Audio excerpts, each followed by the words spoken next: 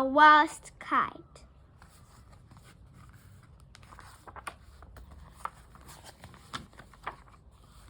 Chapter 1.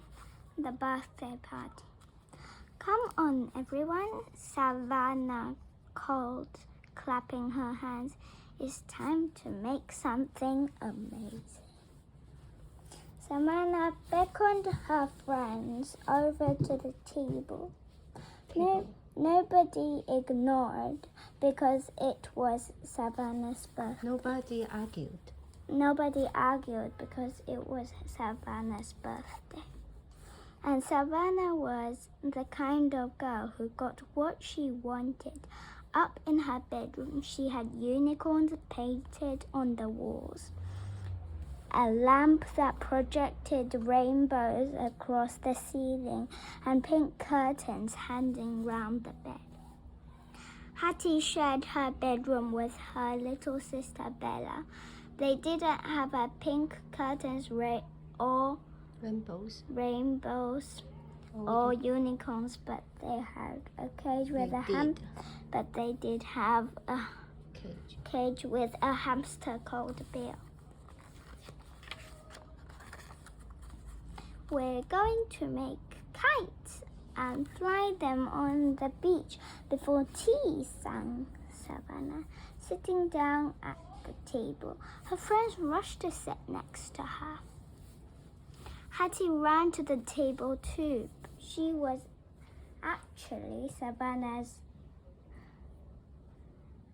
Hattie ran to the table too. She wasn't actually Savannah's. Exactly. Savannah's friend. In fact, Savannah hadn't invited Hattie to the party at all. Savannah's mom had, because she knew Hattie's mom. Savannah and Hattie were in the same class at school, but Savannah didn't often talk to Hattie. On Hattie's first day at Featherstone Primary, Savannah had said her shoes were funny. Hattie still had no idea why it wasn't as if she'd been wearing red ones with curly pointed toes and bells on. They were ordinary school shoes. The kite making began. Savannah's partners had cut out diamond shape of thin shaped pieces of paper and stuck them to a crosses made stuck them on the crosses onto crosses made of thin wooden sticks. Now everyone had to decorate the kites and put the strings on. Savannah drew a unicorn on hers and stuck silver glitter along its horn. "My unicorn is so beautiful," she said. Jess said, "Oh yes, it's the most beautiful unicorn ever." "Your cat is lovely too," Jess added. Savannah, with an emerald green felt tip pen.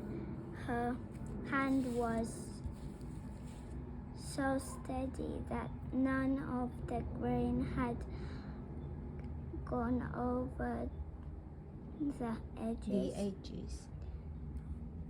Hattie's coloring always went over the edges. Maya and Lucas kites were just as neat. Jess had a steady hand, so her coloring was neat. What things do you need to have a steady hand? Think about some of the things that you have to do at home or school. Hattie started down at the picture on her kite and frowned. It was Meant to It was meant to be. mean. Okay, it was meant to be.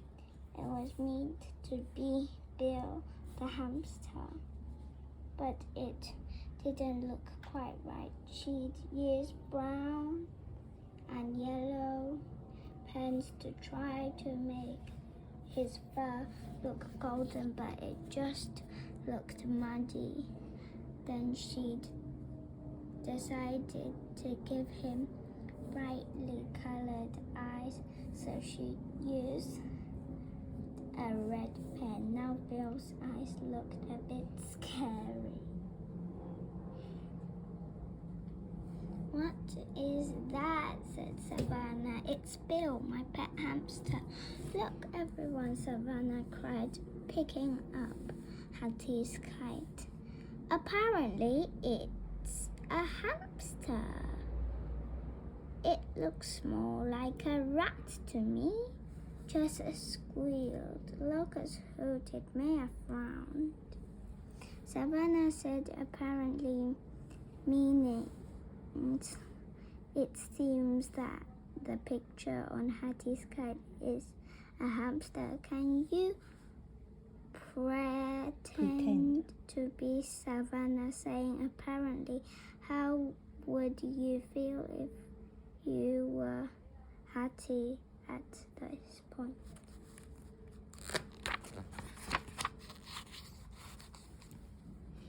"Here," Savannah said, putting the kite back on the table. She handed Hattie a bit of grey wool. "Give it a proper rat's tail." "I told you it's a hamster," explained Hattie, feeling hot and shaky. "Anyway, even if it were a rat, so what? Rats are okay." "Hattie loves rats," giggled Jess. I love rats. Savannah wanted Hattie to give her kite a proper rat's tail. Will it look more like a rat when Hattie does this or less like a rat? "There's nothing wrong with rats," mumbled Hattie. Hattie started at her kite. She wished she had never come to Savannah's party. She got a bit of sticky tape and put the grey wool tail on anyway. At least a tail might help the kite fly properly. Hattie thought adding a wool tail might help her kite to fly properly. Does this mean that she thought it might fly better or not as well? Do you think it will help?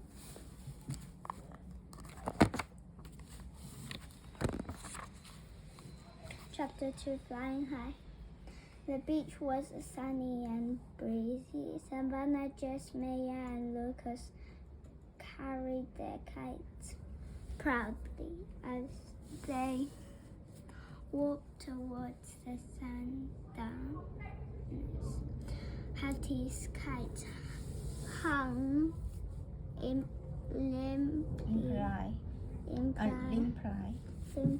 from its string, bashing against her knee. "Everyone stay together on the beach," called Savannah's mom. "Don't get near the water. I don't want anyone fall in." "One last thing," added Savannah's dad. "Make sure you keep hold of your kites. We don't want to leave any litter on the beach."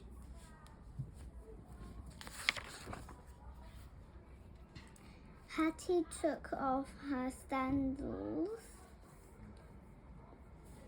and let her feet sink into the soft sand. As they climbed the downs, she could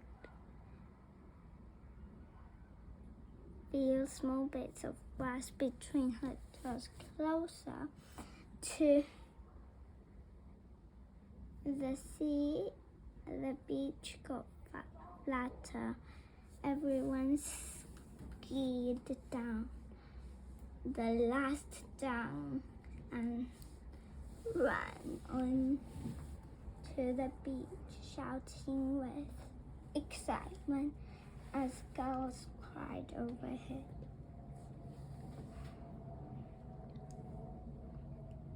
"Mine's going to fly the highest," shouted Savannah, unwinding the long string on her unicorn kite. Hattie didn't say anything. What if her kite didn't even fly? Hattie felt her insides scrunched up. "Come on, Hattie," Savannah Scrunch called up with embarrassment. "Come on, Hattie," Savannah called. "Let's see yours go up." "You go first," says Hattie. Savannah threw her unicorn kite up into the air and ran backwards, tugging on the string. The wind caught the paper diamond and lifted it up. Savannah laughed with delight. Soon Jess's cat was up beside it. "You try, Hattie," called Maya.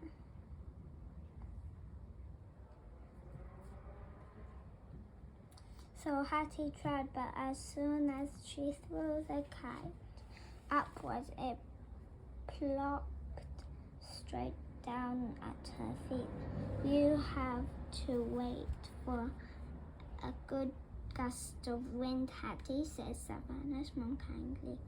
"The wind has a big influence on how well your kite will fly. Try again." "Coming, Savannah." "Mom, come and see my uni-kite," yelled Savannah. "Coming," Savannah's mom called back.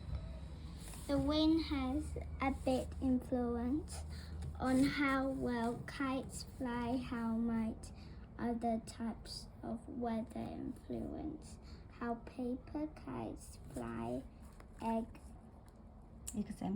Example, rain.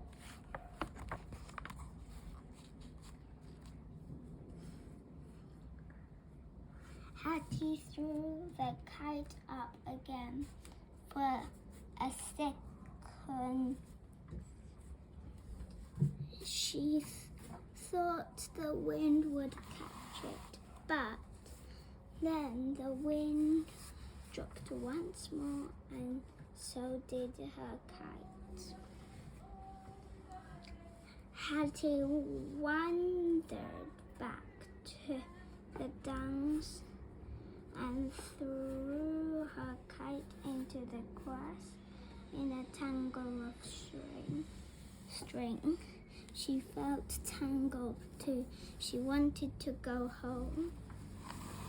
Chapter 3, Hide and Seek. The kites didn't actually fly well for a very long time. As Hattie watched, the notice that Savannah's kept spinning down in spirals. Sparrows.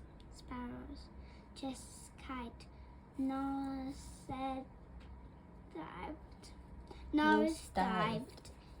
into the sand more than once, and Luca's kite never stayed up for more than a few seconds.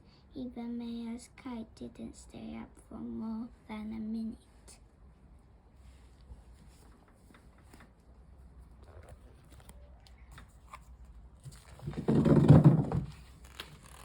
"This is silly," yelled Savannah when her kite got tangled up with Jess for the third time. "Let's play hide and seek instead," Jess squeaked with a sigh. "You hide first," she said, covering her eyes. "I'll count to 10. 20, said Savannah. "Give me time to hide properly. Savannah wanted time to hide properly. Does this mean that she wanted to find a really good hiding place, or that anywhere would do? I think your mom said we should stay together, mumbled Hattie as Jess started counting. Look after these, Hattie, said Savannah, and dropped their kites at her feet. Your mum, began Hattie, but Savannah had vanished in a mound of dung. Hattie stood up to look for Savannah's mum and dad. They were standing by a van in a queue for ice creams. A little way along the beach, Hattie bit her lip. Should she go after Savannah? The salty sea wind blew Hattie's hair around as she tried to decide. Jess shouted, 19, 20, coming, ready or not. Then she ran off to find her friend. Chapter 4. A glimpse of red. A few minutes later, Jess wailed, I can't find Savannah. Where is she? She hasn't gone down the water. Gone down to the water. Who had been said Hattie. Said Hattie, who had been watching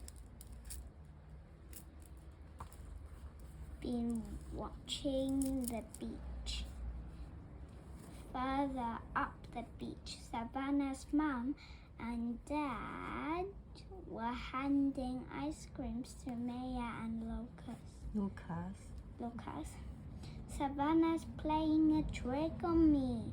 I'm telling, cried Jess, running away towards the others.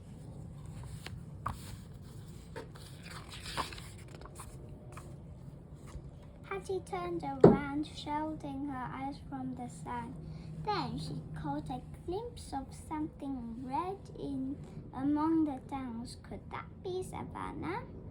Hattie put the stone on top of the unicorn and cat kites to stop them blowing away. Then she grabbed her own kite and headed for the dunks.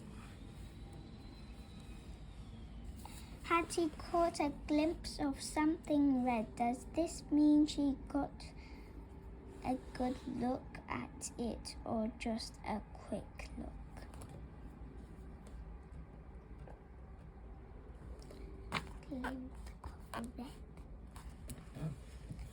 As Hattie scrambled up a sandy slope, she heard a cry. She ran up over the top and found Savannah on the other side. The other side. Crumbled in a heap. I hurt my leg, cried Savannah.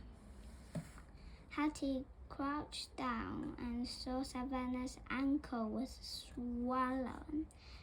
We need to get back to the others, she said. Let me help you up. No, Savannah cried. I can't. It hurts too much. I'll go and get help then, said Hattie. No, wailed Savannah. Don't leave me. Hattie stood up and waved and shouted back. Although she could see everyone on the beach, they didn't see her. I need to get your mom and dad, Hattie said. Please don't go. Savannah sobbed. The dung grass rattled at the wind and had picked up a sudden thought. Occurred to Hattie. She could use her kite.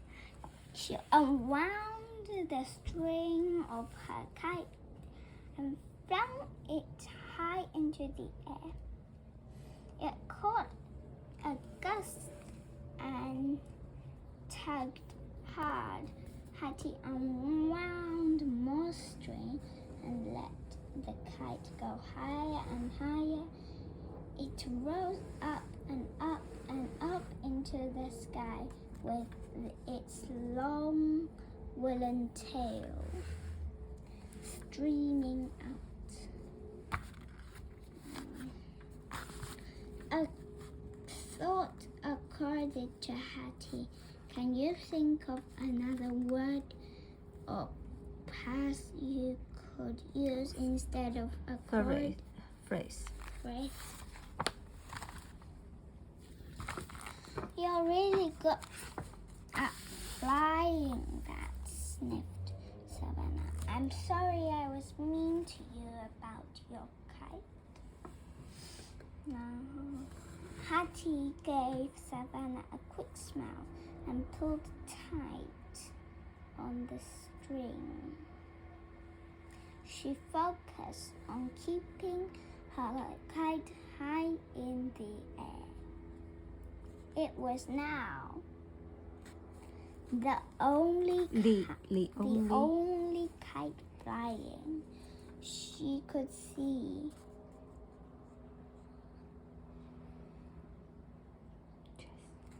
Jess, Maya, and Locust on the beach, turning to look, and now they were running straight towards her kite. Chapter 5: The Best Kite. It's probably a sprain, said Savannah's dad. He had carried Savannah out of the dunks because she couldn't stand on her swollen ankle. Now she was sitting on a blanket on the sand. She looked worn out.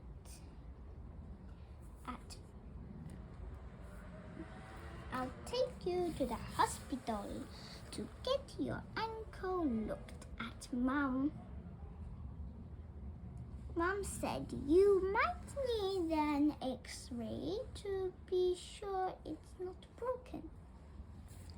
Savannah looked worn out. What does this mean? How do you feel when you are worn out?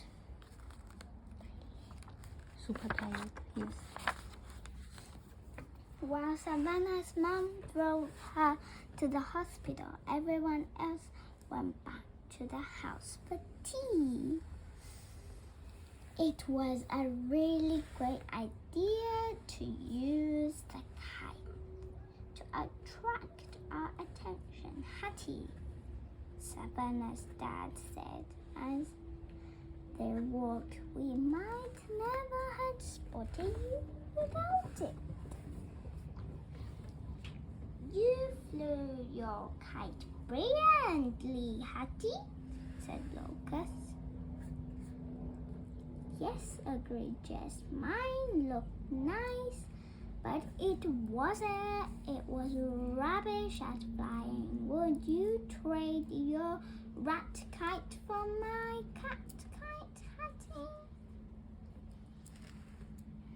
Hattie grinned but held on to her kite.